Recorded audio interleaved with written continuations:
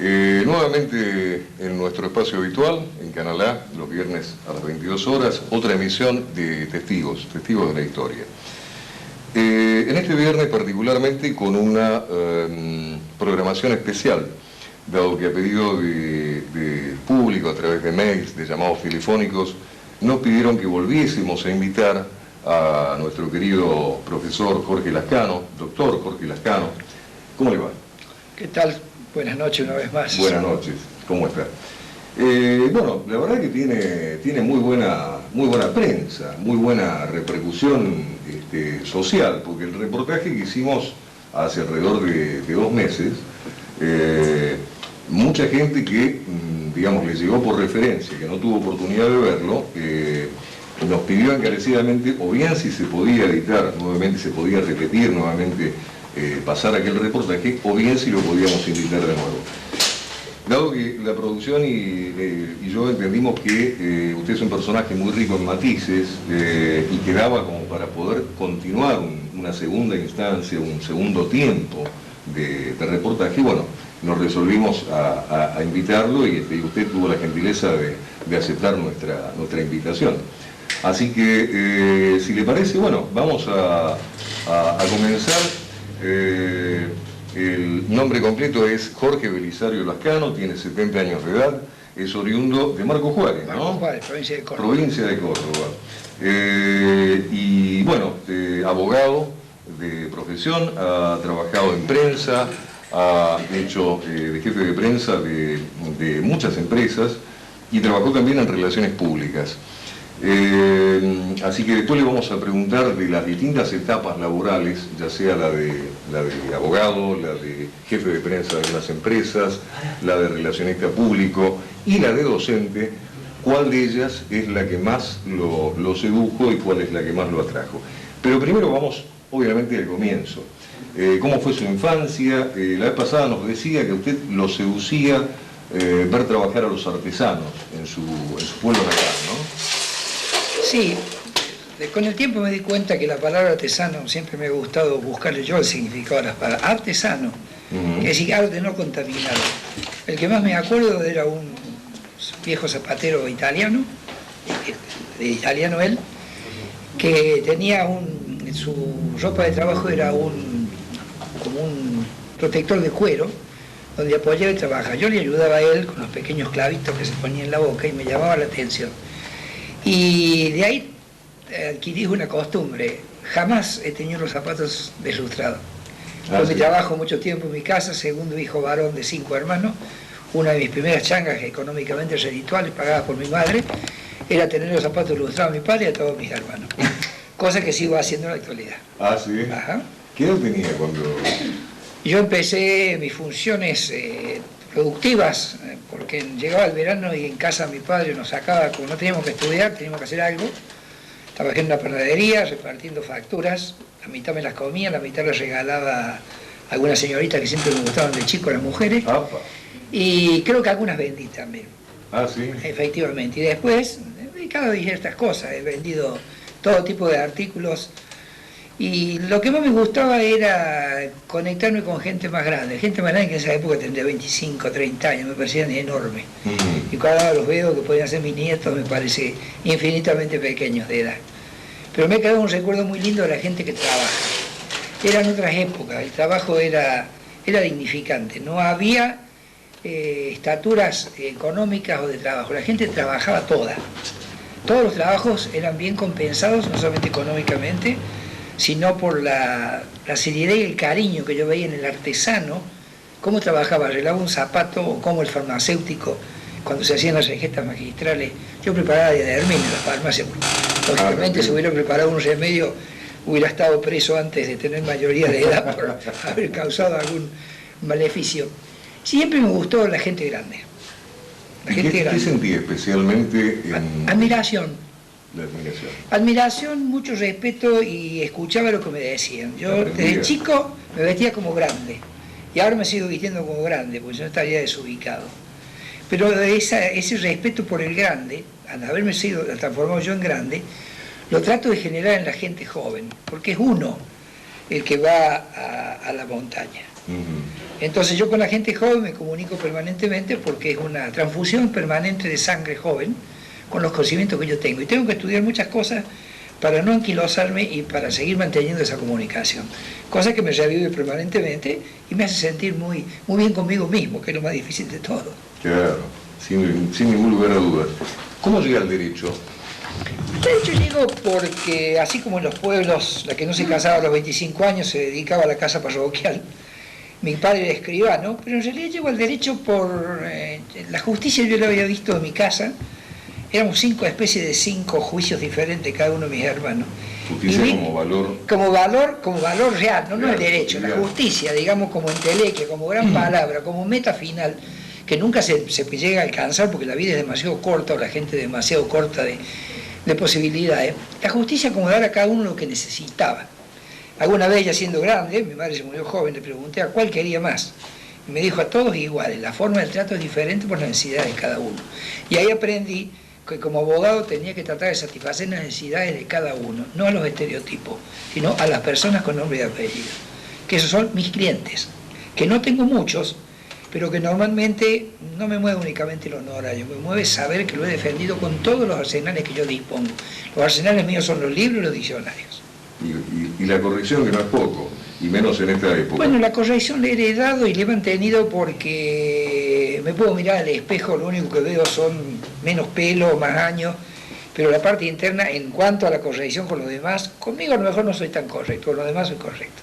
Lo cual da una tranquilidad de espíritu enorme. ¿Cuál fue la peor injusticia que le tocó vivir a lo largo de sus años de abogado? Cuando fue un par de jueces que se llamaban Tisconi y Garland. Tisconi, que era el padre de otro juez que vez pasada lo sacaron del cargo, en un famoso juicio de Bencich, una sucesión de un frentista había nacido en Trieste, que hubo una coima muy grande. Uno de ellos murió en Uruguay y el otro murió acá, creo. Fueron los primeros jueces que aparecieron con nombre y apellido. Los verdaderos jueces no tienen nombre y apellido, hablan por su sentencia. Hoy los jueces son parte de los deportistas, de la troupe, lo único que falta es que aparezcan bailando con Tinelli.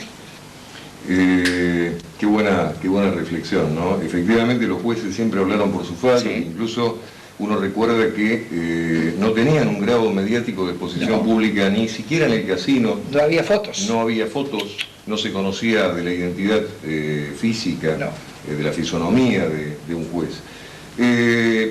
Le vamos a hacer una pregunta, pero esa es una indigresión más de nivel cotidiano. Sabemos que le gusta coleccionar cosas. ¿Cómo es su afición por las colecciones? ¿Cómo empieza? ¿Colecciona pipas? ¿Colecciona monedas? Bueno, un poco de todo. Yo colecciono cosas antiguas que uso. Ajá.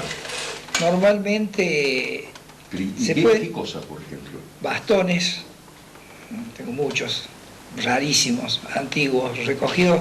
He tenido oportunidad de viajar. He viajado bastante por todo el mundo, he ido a lugares bastante recónditos. Y he traído de siempre, de cada lugar, o una pipa o un bastón. Y después se me dio también por petacas de whisky.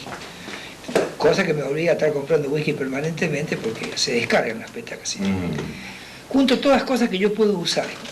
Y que cuando me toca acomodar las olimpiadas, me transmiten una carga afectiva, no económica. Yo prefiero tener hambre y no vender algo, no por el valor de lo que tengo. Lo que tengo es mío. Y lo disfruto aunque esté solo, porque cada cosa tiene una carga de recuerdo y emotividad muy grande para mí. Sobre todo cuando han sido regalos de gente que yo aprecio. Una carga afectiva. Sí, por supuesto. Obviamente. No, el valor económico no me interesa. Claro. No me interesa.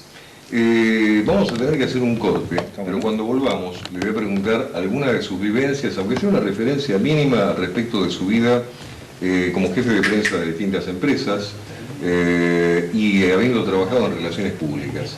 Y a posteriori de eso, bueno, tenemos unas cuantas preguntitas más para hacerle, pero no nos vamos a apurar. Así que vamos a un corte, señor director. Esto es Testigos, con un maestro, Lascano, el cotidiano.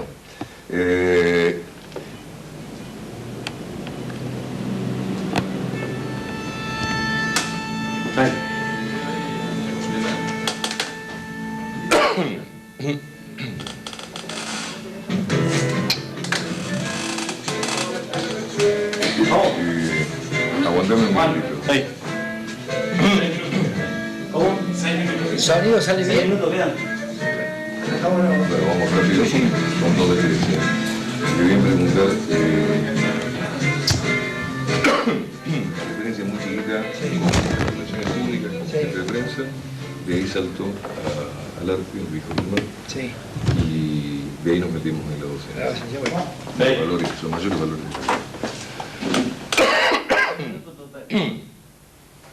Hacemos 2 de 3. 2 de 3, 2 de 3.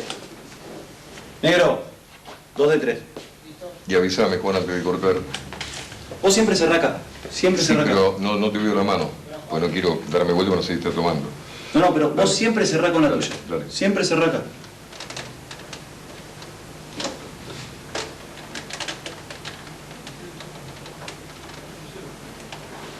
Cuando quieras. ¿Qué?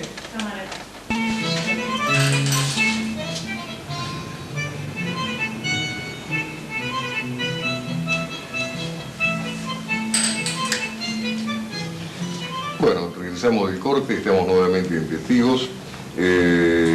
Por si nos sintoniza ahora, el entrevistado es Jorge Lascano, 70 años, abogado, trabajó como jefe de prensa de varias empresas, en relaciones públicas, en docencia.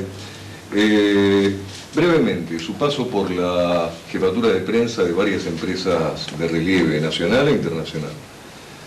Bueno, fue una cuestión accidental, un día interesándome por la vida de quien había sido el creador de la empresa, porque me gustaba saber para quién trabajaba, desembocó en que me ofrecieran un cargo de relaciones públicas, un lugar que nadie lo quería, que era una fábrica de 1.150 personas, una fábrica muy adelantada, quizás en ese momento lo más importante en tecnología de Buenos Aires en los años 70, y no hice relaciones públicas, hice relaciones humanas, porque relaciones públicas era vender imagen, yo no vendía nada, yo lo que transmitía eran realidades, con grandes resultados comerciales para la empresa. A mí tampoco me interesaban. Aprendí mucho, pude contar muchas cosas porque venía gente de todos los países del mundo, me invitaron a varios lados, estuve en Estados Unidos, en Brasil, en México, estuve también en Mónaco, todas las invitaciones superiores siempre a mi bolsillo, pero inferiores a mi capacidad de comunicarme. Para mí la cultura ha sido una enorme billetera que nunca se me ha terminado y que me permite a esta altura seguir disfrutándola. Es algo maravilloso, ciertamente, ¿no? Y ahí es donde quisiera llegar a su actividad como docente, porque es más que llamativo que una persona que es abogado, ha ejercido y ejerce como abogado, ha estado como jefe de relaciones públicas de algunas empresas, como jefe de prensa, elige la docencia como un recinto, como el recinto elegido, que creo que tiene mucho de espiritual y mucho de comunicación con gente joven. Pero ya vamos a llegar ahí. Yo la pregunta que quisiera hacerle, para que la audiencia no se pierda, es, filmó una película, un corto, Sí. Que mucho tiene que ver con El viejo y el mar, ¿puede ser? Sí. La otra orilla es el nombre. La otra orilla, efectivamente. Es una película que dura creo que 10 minutos, yo no tenía idea de lo que era hacer una película. Me pude poner en el personaje, me dieron el libreto, yo lo armé el personaje de acuerdo a mi validad y acordándome de la gente que había conocido cuando era chico. Todos los detalles que yo fui armando como un puzzle, como un rompecabezas, le tomé el cinto al zapatero, le saqué la pipa al herrero y bueno, armé un personaje que no se parecía nada a mí, directamente. Quizás el personaje que me hubiera gustado alguna vez haber vivido, ¿no es cierto? Lo viví a través de los otros. La vida de los otros siempre fue un vehículo con dos asientos, yo me podía sentar al lado de ellos. He compartido experiencias muy lindas y tengo recuerdos que no se olvidan. Ahora, usted tiene mucho del personaje, más allá de que crea o diga que no se parece en demasía, tiene parte de la sabiduría de este personaje, tiene parte de la creatividad de este personaje, o sea, tiene más parecido del que usted cree tener a lo mejor. O sea, la sabiduría, a mí lo que me interesa saber es que yo quiero saber, y no es un juego de palabras. Cuando más leo, más tengo ganas de seguir leyendo, por eso doy clase. Yo con los alumnos voy aprendiendo, este año estoy en el número 30 de mi... Ahora, el 18 de diciembre, va a ser 30 años, me recibí de abogado, y ya hace 30 años que doy clase, estoy en mi curso número 30. No sé si retirarme. Mi hijo, que también ha sido profesor de cine acá en Buenos Aires, Me decía que hay que retirarse cuando uno está, en lo que uno no cúspide, pero cuando uno se siente muy bien con el lugar, para retirarse con un recuerdo vivido y agradable. Claro está que usted se siente bien con el lugar de docente, pero uno tiene la fantasía bastante cierta, creo. Yo lo tuve usted como profesor, que en usted trasciende más allá del conocimiento específico el conocimiento humano. Es la enseñanza del docente académico, pero que siempre tiene que ver con la enseñanza de vida. Y a propósito de este punto, yo quisiera preguntarle, pero le voy a pedir que nos lo responda después de la pausa.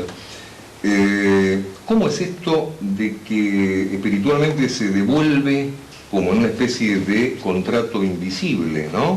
Del chico aquel de Marco Juárez de Córdoba que tomaba cosas de los adultos, que aprendía, observaba y tomaba cosas y las hacía propias, cómo las devuelve desde un lugar docente, enseñando, más allá de la profesión, enseñando vivencias, enseñando sobre vida, ¿sí?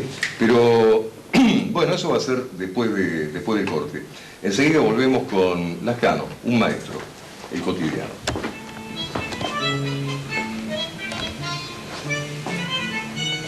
¿Qué viene ahora? El último bloque. Un minuto. ¿Eh? Un minuto. ¿Un minuto? Fíjate que pregunta si la pregunta. ¿Me avisás? Vamos a ir otra vez atrás.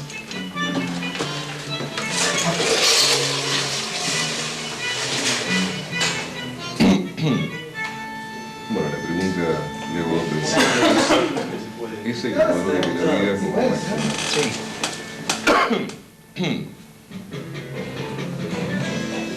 ¿Me avisás, Pepe? Sí. Bueno. Un momento, ¿eh?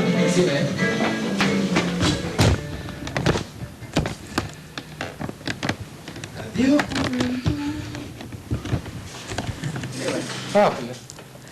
¿Listo? Salimos allá, ¿eh? Salimos y morimos allá. Dale.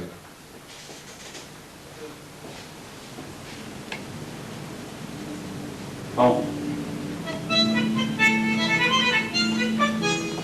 Bueno, estamos nuevamente en el último minutito, escasos 2 minutitos que nos quedan en el programa. Lamentablemente el tiempo es tirano. Bueno, había quedado pendiente una respuesta. ¿Cómo es esto de que usted siente que devuelve en la juventud o a la juventud lo mismo que tomó de la gente mayor cuando usted era chico? Pareciera que es como un contrato no visible. Una vez una abogada amiga me decía, la única ley intransgredible es la no escrita. Pareciera que es su forma de devolverle a la vida lo que siente que la vida le dio. ¿Puede ser? Sí. Es como una carrera cuando participo en varios que se van pasando a la banderita, La posta. Yo de chico recibí muchas postas. Algunas las guardé, a otras las perdí. En las otras las sigo repartiendo, porque mientras yo reparta, sigo vivo. Excelente, realmente excelente. ¿Cuáles son los mayores valores que un hombre puede tener? La lealtad. La lealtad. Y la sinceridad. Dos condiciones que usted tiene. Sí, son peligrosas. ¿Por qué peligrosas? Porque uno se hace vulnerable. Y ahí está el desafío, ¿no? Pero tiene la armadura, no está por fuera, está por dentro, que es la cultura y los sentimientos. Eso será lo que explica que un hombre que ha viajado tanto, que conoció el mundo, que tuvo distintos oficios, distintas profesiones, toma como lo de excelencia el comunicarse con la juventud y legarle algo de lo que logró acceder, que trasciende lo académico y que tiene que ver con lo humano. ¿Será eso? Sí, lo único académico es la vida. Lo demás son títulos, oropeles o papeles colgados para obtener un puesto. Sí. Pero detrás de los papeles, si no hay alguien que realmente los viva, son papeles nada. La última preguntita. ¿Quién es Jorge Lascano según Jorge Lascano? Un curioso de todo lo que sea lectura, una persona que no se priva de decir las cosas lindas, las cosas feas, me las digo. Encuentro en las personas las cosas que me gustan. Simplemente tenemos que agradecerle la presencia, haberse molestado aceptar nuestra invitación. Felicitarlo una vez más por los 30 y pico de años de docente, sobre todo por la persona, por la clase de persona que es. Y bueno, aquí en el auditorio casualmente están todos sus alumnos del grafo técnico. Creo que son ellos más que yo, junto con el equipo de producción, quienes queremos brindar un aplauso. Se nos terminó el tiempo. El próximo encuentro es el viernes a las 22 horas aquí, en Canadá. Chao, pásenlo bien. El director de cámara estaba aplaudiendo.